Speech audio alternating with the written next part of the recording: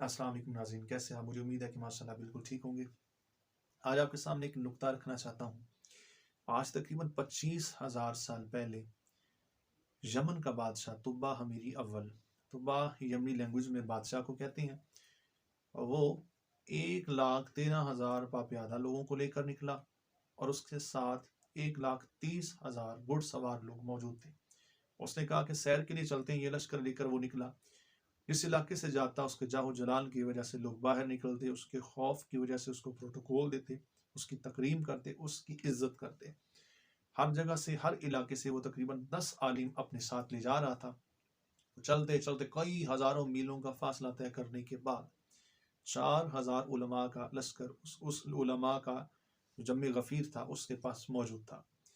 کئی میلوں فاصلہ طے کرنے کے بعد، کئی ہزار میلوں فاصلہ طے کرنے کے بعد مکہ کی طرف جب پہنچا، مکہ میں پہنچا، تو وہ دیکھتا ہے کہ یہاں پر حالات یکسر مختلف ہیں دوسرے علاقوں سے۔ کوئی اس کو پروٹوکول دینے کے لیے نہیں نکلا، کوئی اس کی تکریم کے لیے باہر نہیں آیا، کوئی اس کو جاہ و جلال کو دیکھ کر اس کے دل میں یہ خوف نہیں آیا کہ اتنا بڑا بادشاہ اتنے بڑے لشکر کے ساتھ آ چکا ہے، بلکہ سب اپنے اپنے کاموں میں مگن رہے اور کسی نے اس پر ذرا برابر بھی توجہ نہ کی۔ تو حمیری نے پوچھا کہ یہ کیا واقعہ ہے، یہ لوگ کیوں نہیں آئے؟ تو اس کو بتلایا گیا وہ اس لیے نہیں آئے کہ یہاں پر ایک جگہ ہے، ایک جا ہے جو کعبہ ہے، 4 دیواری پر مبنی ایک ایسا روم ہے، ایک ایسا کمرہ ہے جو خدا کا گھر کہلاتا ہے، جہاں پر کچھ گناہ بھی ہو رہے ہیں کہ شیطان اور بتوں کی پوجا کی جا رہی ہے، لیکن یہ وہ گھر ہے جسے خدا کا گھر مانا جاتا ہے۔ اس نے ارادہ کیا کہ میں اس کعبہ کو گرا دوں گا۔ بس یہ اس کا ارادہ کرنا تھا کہ اس کے سر میں ایسا شدید درد ہوا، اس کے ناک سے، منہ سے، آنکھوں سے ایسی بدبودار لیس جاری ہوئی کہ جس مادے رطوبت کی وجہ سے اس کے قریب بھی کھڑا ہونا محال ہو گیا۔ یہ سارا بہت سے ڈاکٹرز کو، طبیبوں کو بلایا گیا، لیکن کوئی بھی طبیب اس کا علاج نہ کر سکا۔ ایک عالم نے ہمت کی، اس نے کہا، رات کے وقت حاضر ہوا، کہتا ہے کہ اگر بادشاہ آپ مجھے صحیح بات بتائیں تو میں آپ کا علاج کر سکتا ہوں۔ بادشاہ نے کہا پوچھو۔ تو اس نے کہا کہ کعبۃ اللہ کے بارے میں آپ کی کیا سوچ تھی، آپ کا کیا ارادہ تھا؟ بس وہ کہتا ہے کہ کیا ارادہ تھا، میں یہ چاہتا تھا کہ میں اس کو گرا دوں گا اور اس کو ویران خانہ کر دوں گا، یہ بات کہنی تھی۔ ناظرین، میں یہاں پر آپ کو روکنا چاہوں گا۔ آج آپ مجھ سے سوال کریں یا میں آپ کو خود ہی جواب دوں کہ آج پاکستان کے حالات ایسے کیوں ہیں، ان دونوں انسیڈنٹس کو ذرا اکٹھا ایک دوسرے کے ساتھ اس کو رکھ کر دیکھیے گا۔ پاکستان کی معیشت کا کیا حال ہے، پاکستان میں خوراک کا کیا صورتحال ہے، پاکستان میں غریب طبقے کو تو چھوڑ دیں آپ، سفید پوسٹ جو طبقہ اس کے ساتھ آج کل کیا صورتحال ہے، جو ہینڈ ٹو ماؤتھ لوگ تھے آج ان کا کیا صورتحال ہے، جو امیر، جو ایرسٹوکریٹک سوسائٹیز تھے آج ان کے صورتحال دیکھ لیں، آج سیاستدانوں کی صورتحال دیکھ لیں، سیاستدانوں کے اثاثے بڑھتے چلے گئے، عوام کے اور پاکستان کے قرضے بڑھتے چلے گئے۔ ایسا کیوں ہے؟ اس کی ریزن یہ ہے کہ ہم اللہ سے، اس کے قرآن سے، اس کے نبی پاک صلی اللہ علیہ وسلم کے فرمان سے اس حد تک دور ہو گئے کہ اللہ ہم سے ناراض ہے۔ اللہ ہم سے کیوں ناراض ہے؟ نبی علیہ السلام کی گستاخیاں کی گئیں، ہم خاموش رہے۔ قرآن کو نعوذ باللہ من ذالک، قرآن کی توہین کی گئی، ہم خاموش رہے۔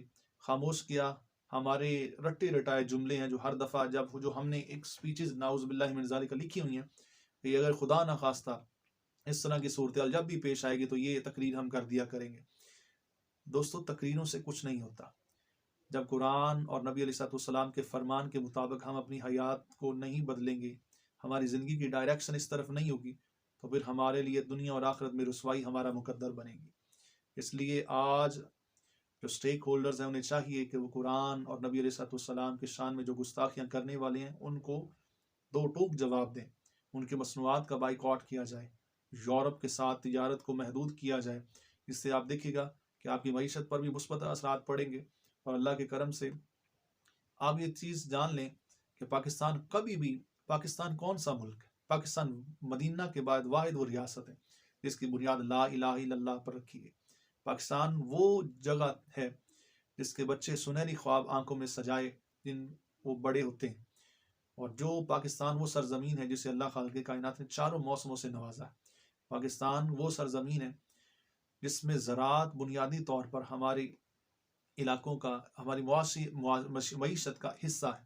پاکستان وہ ملک ہے جو نبی علیہ السلام کا فیضان ہے کہ آقا کریم صلی اللہ علیہ وسلم نے ارشاد فرمایا مجھے مشرق سے ٹھنڈی ہوا آتی ہے۔